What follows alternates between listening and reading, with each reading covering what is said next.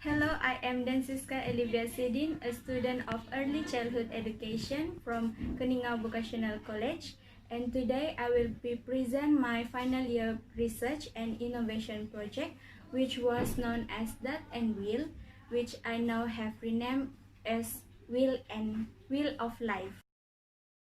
For the introduction, this research project introduced and examined a teaching aid developed for the purpose of teaching aid preschool students on the basic names and characteristics of animals. Next, problem statement. Based on my observation, there were few issues that teachers at preschools had to deal with. The first one, there was a lack of variety of teaching materials that were available in the most preschools. Limited variety of interesting teaching aids will cause children to be less interested in learning. They become less focused in class and pay less attention to what teachers are teaching them about.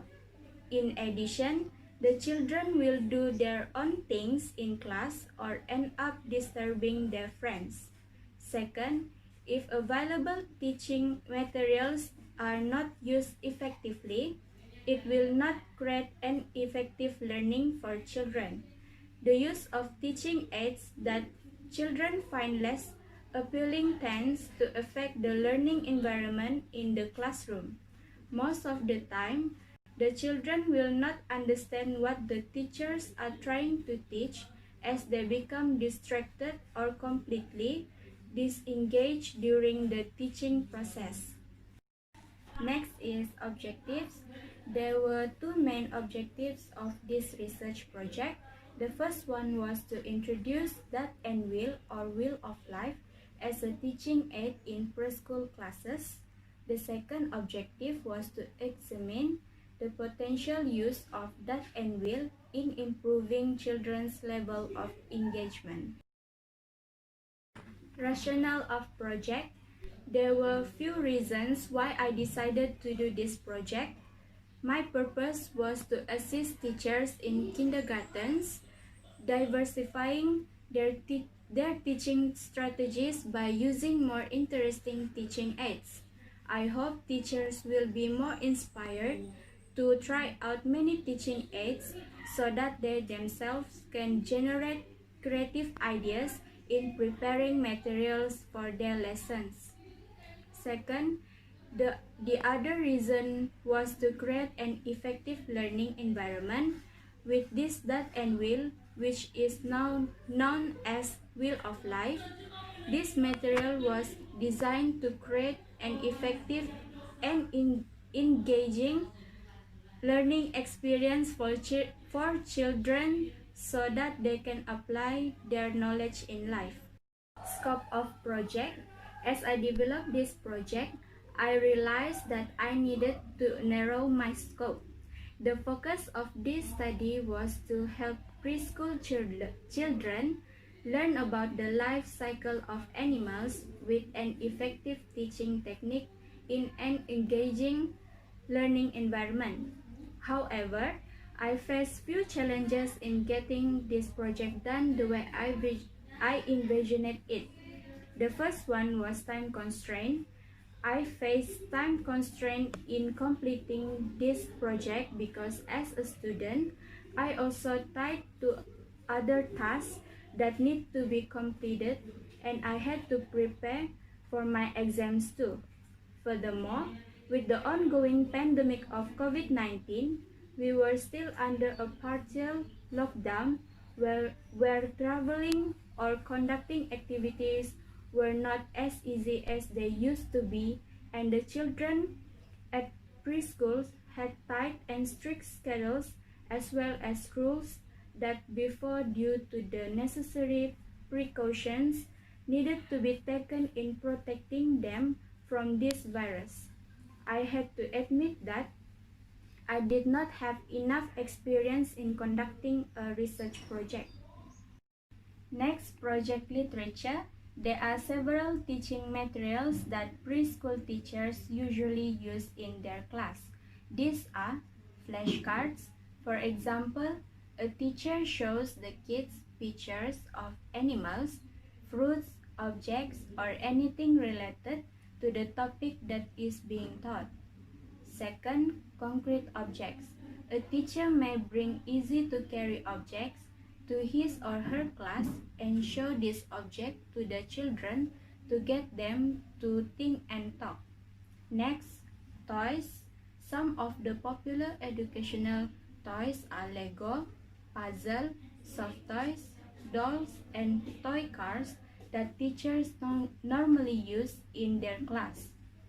Boards such as road safety board and safety board in classroom. Next, charts. Teachers can use charts in many ways to teach children a variety of learning topics. Lastly, electronic devices. Electronic devices such as ICT also can be used in the classroom to train children on how to use technology properly. Next is strategies in reducing children's screen time. First one is getting kids to do other activities. These strategies were adapted from Montessori approach, and there are 5 main strategies, which are getting physical, encourage independent play, get them started and back away, implement a routine, and prepare the environment. The second one, encourage them to engage in independent activities that they can do without their parents. This will help children to be proficient in solving the problem they face, especially in learning. Next, to implement a timetable for children to adhere to. With timetable, the time allocation for each activity that the children can or should do will be more organized and balanced.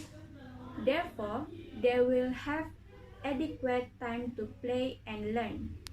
Lastly, assist children in doing an activity before they can finally do it their own.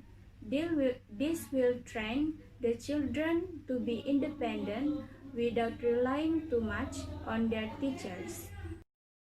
Next, methodology. There were 7 children and a teacher who became the respondents for this study. Due to the new normal condition related to how many children can be involved in doing an activity, as well as the limited number of children who were allowed by their parents to go to kindergartens, there were only 7 children whom I managed to have in my research. Second, the instruments were observation, checklist, and interview. I refer to some questions that I have developed prior to this research to interview the teacher, and I had a checklist that I used in my observation on the children's reactions and responses while playing the game.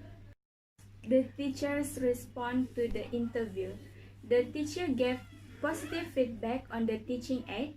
The teacher explained how the students were working together in getting the correct answer for each question, while offering them a level of healthy competition that encouraged them to think harder. The teacher also highlighted the level of motivation that the children exhibit during the task, as they appeared enthusiastic and engaged in taking their turns to throw the dart and answer the question that they received. Subjects of observed behaviors. As you can see from the checklist, the students exhibit positive reaction to each item. The responses from the observation behavior suggested that the children express enthusiasm in taking part in the activity, while displaying collaboration, accuracy in answer, and adequate understanding of the topic that was being taught to them. This implied that this teaching aid was effective in enabling them understand the subject matter through active participation in the learning activities. In conclusion, that and will might have potential to be introduced to other preschools and tutorials on how to utilize this teaching aid in preschool lessons might help teachers in understanding this technique. Lastly, teaching aid should be studied further in order to make it more feasible to be carried out in any classroom environment.